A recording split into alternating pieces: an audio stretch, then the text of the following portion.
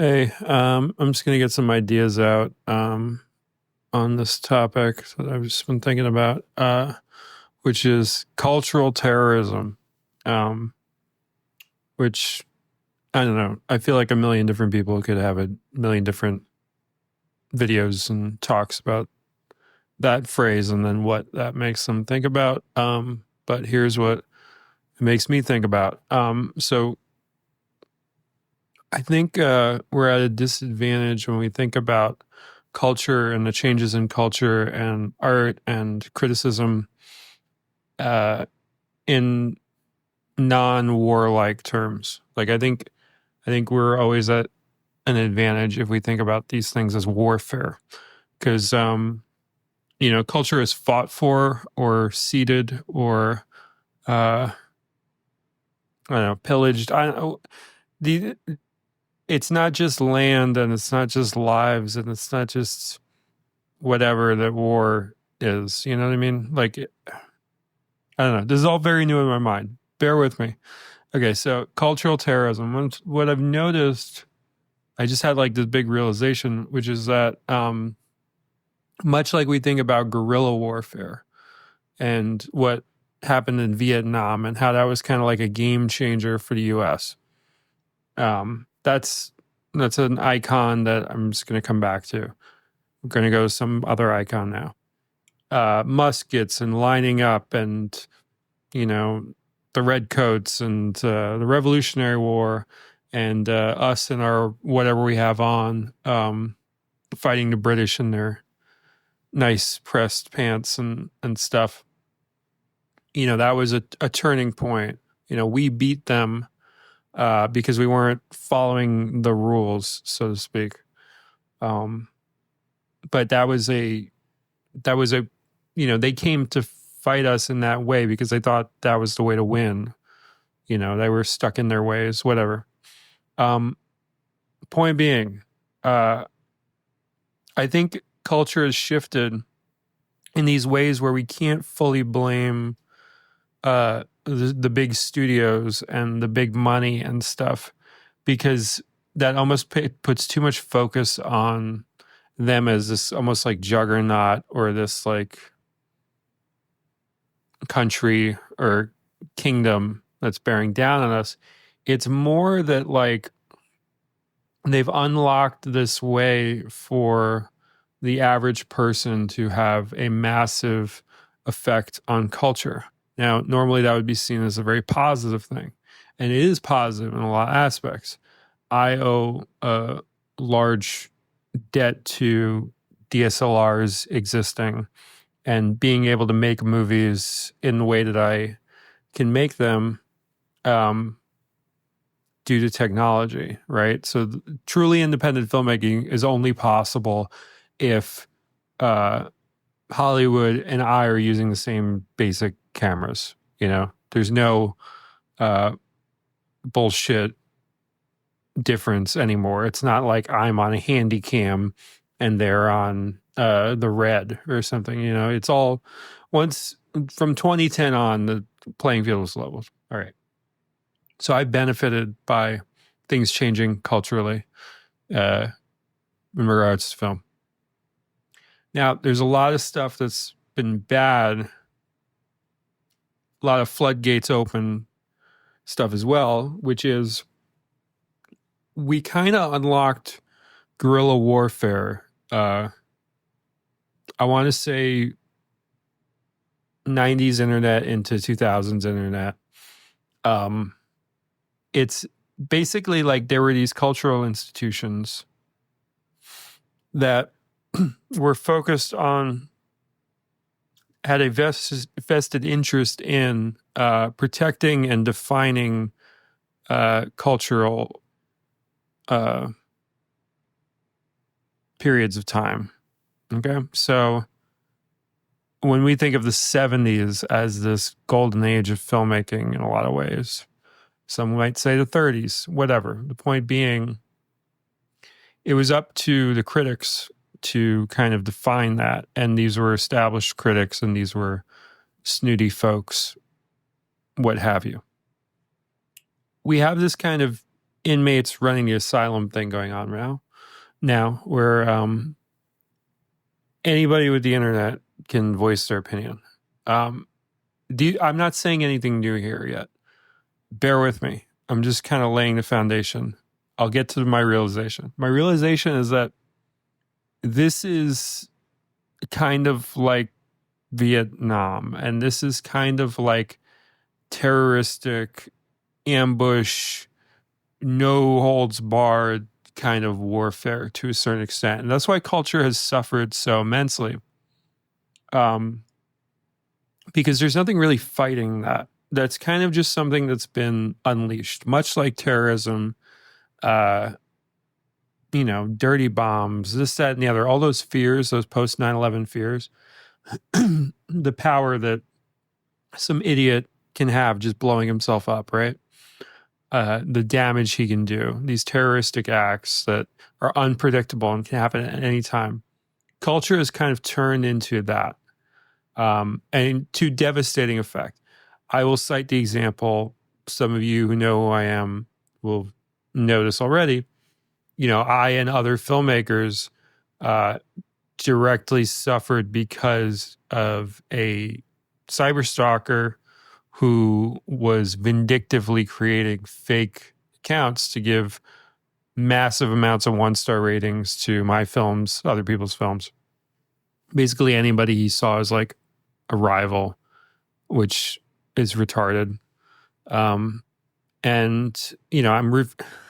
reserving that R word for people who have done me immense wrong. I think you can give me a pass on that. But it's just so stupid. Like, it's just the rival aspect in art is just psychotic because nobody's giving any of us anything. We're we're fighting for anything, any little bit of freedom we can have, which is our inalienable right to a certain extent. So like, there's no opportunities. Nobody's getting plucked out here. Anyway, point is, culture has gotten so guerrilla and so terroristic in regards to art. So, there's a beauty to anybody can make a film, but there's so much other stuff that came out of that Pandora's box that I think we're still reckoning with in that regard. So a film can be destroyed by one person who has nothing better to do. I've experienced that. I've had films that were taken down off Amazon because one dumb individual. See, why am I avoiding the R word? What am I scared? Somebody's going to take this and can't, I don't know. But I just like to use multiple words sometimes when because I don't want to keep coming back to the same word when I talk about things. Like, I'll say stupid, I'll say inane, like I'll change it up. It's a habit from writing. You don't want to use the same word a lot unless you're trying to make a point about you using the same word a lot. Anyway, point is, one crazy individual can fuck up everything. That's warfare. That's terroristic. That is a terroristic act being taken upon culture because you're robbing the cultural impact of a work of art by doing that. You are directly impeding what should be a natural, organic process through your terroristic action. Obviously, real terrorism is way worse. I would rather lose my film off Amazon than lose my life. I think any of us would agree with that.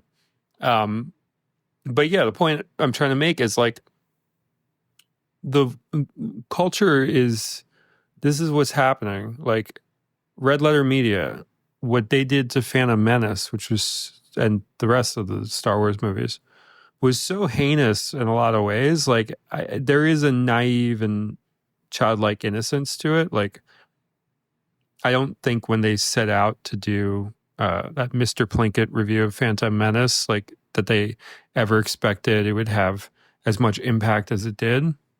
It was just an expression. But it became this cultural touchstone that really affected the proper appreciation of those films for a while.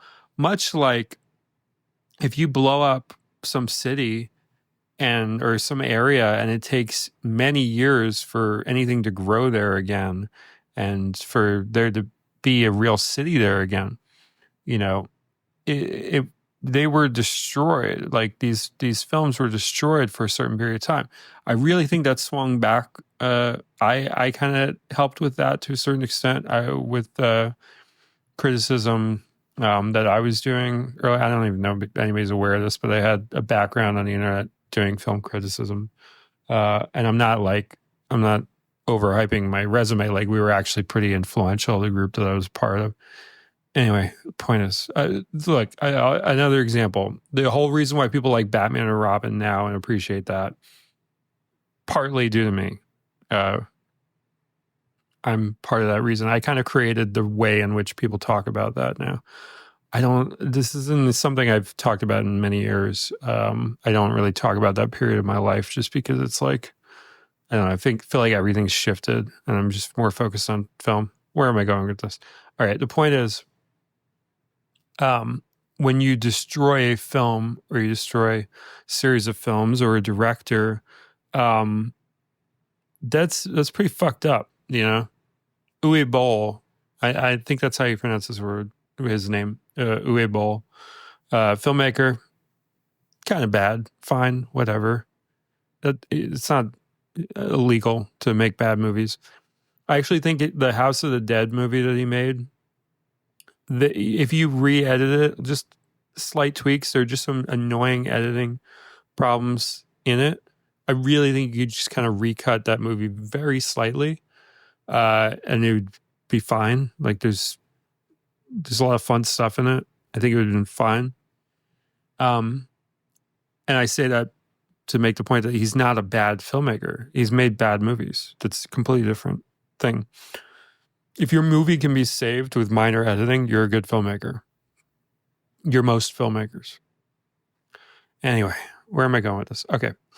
So people talk about like fifth dimensional warfare, which is like the war of like the digital space and winning hearts and minds, and not really winning them, but shaping them through the digital space.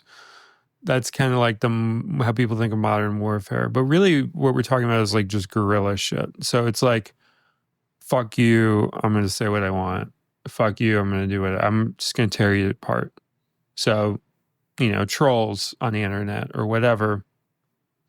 We understand this, like, or in cancel culture, obviously there's certain people who have done horrible things who there should be repercussions. However, the idea of cancel culture, the idea of I have a hammer, where are the nails? And if there aren't any nails, I'm just going to hammer shit anyway.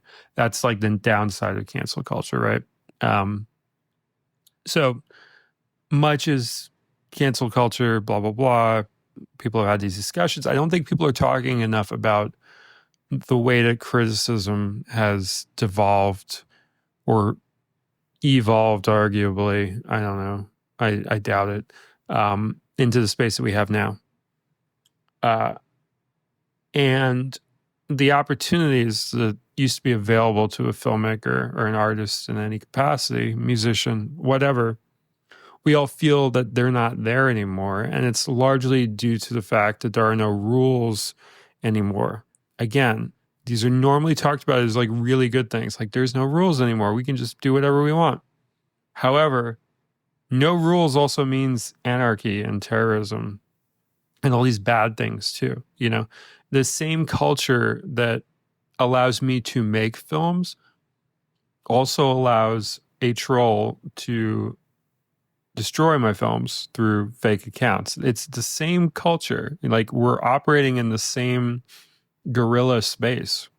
I'm a guerrilla filmmaker, but there are guerrilla critics, and there is also, if you're rooting for the guerrillas, great. If there's another group that is doing guerrilla warfare that you don't agree with, things are bad. You know what I mean? Like, it all depends why somebody's doing something and how they're using the tools available to them and how they're using what culture is in a particular time period. Anyway, so all this to say, like, there's just so much focus on like Hollywood sucks. And it's like, it's not this isn't the old west anymore. I don't know why I used it. That actually doesn't even work as a thing. This isn't monarchy anymore. This isn't what I mean is, like, yes, Hollywood has a lot of power, but most of the powerful things that Hollywood is doing, they're doing in guerrilla ways. These the complaints that people have of the injection of politics into film, and the idea of DEI or whatever, and just like using whatever remakes and reboots to push some sort of political agenda, whatever. People have these complaints, right? But why would it be any other way if this is culture now? If we're fighting these battles in a guerrilla way, in a terroristic way, why would it be any different?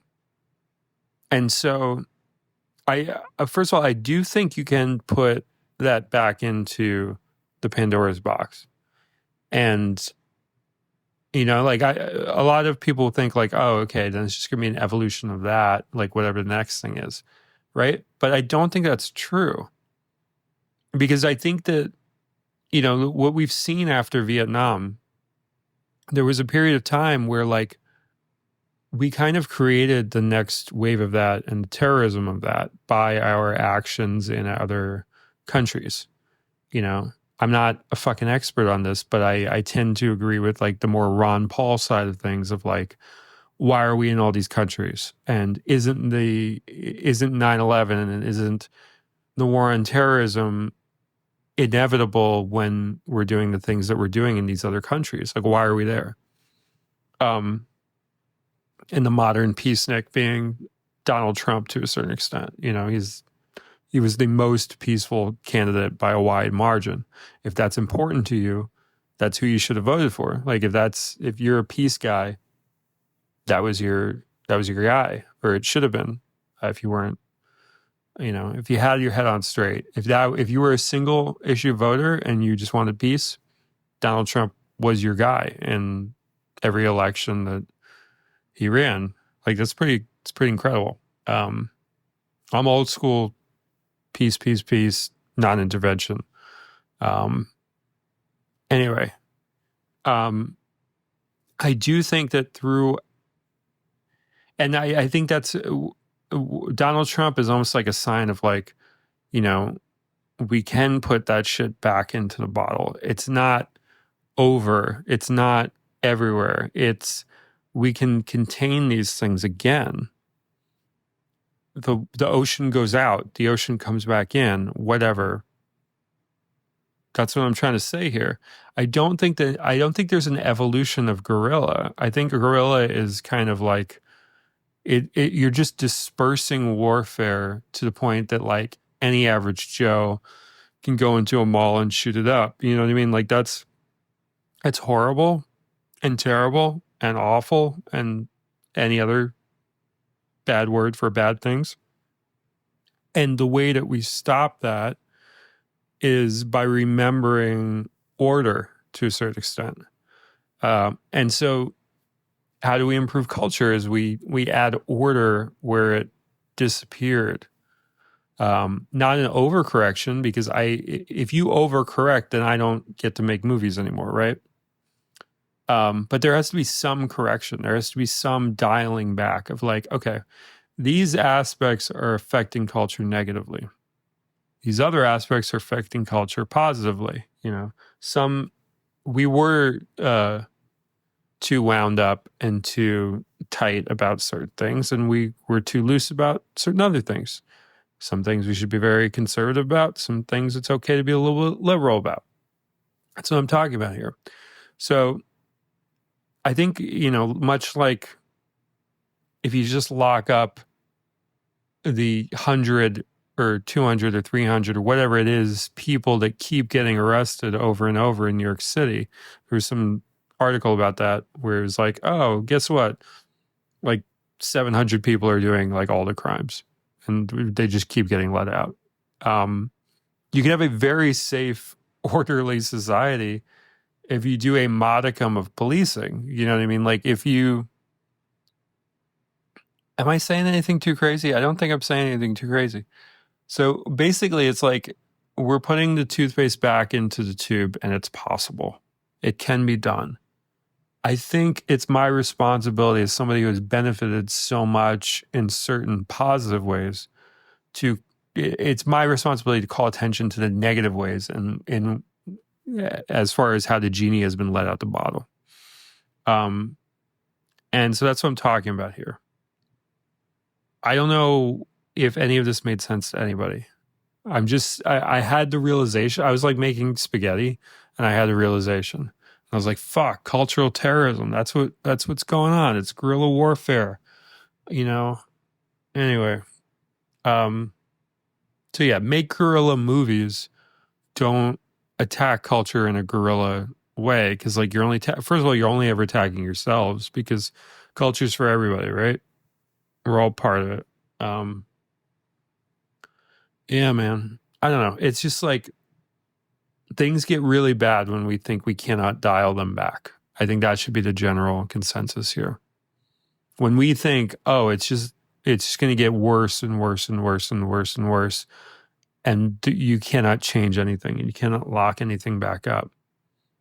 That's why we end up with CVS's where all the items are locked up and all the people who are doing the crimes are free. You know what I mean? You have to lock something up, and it's about what are we locking up here? I think we should be trying to rebuild without this weird gatekeeper false meritocracy, much like you would rebuild the free market without crony capitalism. I do think we can rebuild culture, and we should rebuild culture in a more law and order type way. I think that's really the key here. I don't know if this one made sense. Hopefully somebody got something from it. Thank you for watching. The two of you who are watching this probably. All right. Cultural terrorism. That was my thoughts. I'm sure. Look, if the one thing this does is cause people to like think, oh, how do I think about this? Or, oh, what have I noticed? Great. If you notice anything, just leave them in the comments. We'll talk about it. This would be so much better, like congealed, and if this was like a Substack that I was doing, but I'm trying to do more YouTube stuff. So I'm doing it in this form.